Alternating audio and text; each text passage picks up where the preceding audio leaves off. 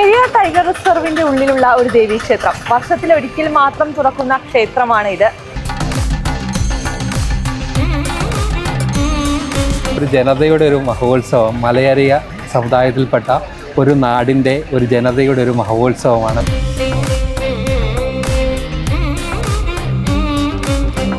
ശബരിമല പോലുള്ള ഒരുപാട് ക്ഷേത്രങ്ങൾ, കാനന ക്ഷേത്രം എന്നറിയപ്പെടുന്ന അല്ലെങ്കിൽ ആരും അറിയപ്പെടാതെ പോകുന്ന ഒരുപാട് വിശ്വാസം, ആ ഒരു വലിയ സത്യം, ആ പ്രകൃതിയായിട്ടുള്ള ആ ഇഴപിരിയാത്ത ബന്ധത്തെക്കുറിച്ച് പറയുന്നത്. കാന്താര എന്ന് പറയുന്നൊരു സിനിമയല്ല, യഥാർത്ഥത്തിൽ ഇന്നും ജീവിച്ചിരിക്കുന്ന ഒരു ജനതയുടെ ആചാരങ്ങളും അനുഷ്ഠാനങ്ങളും തന്നെയാണ്.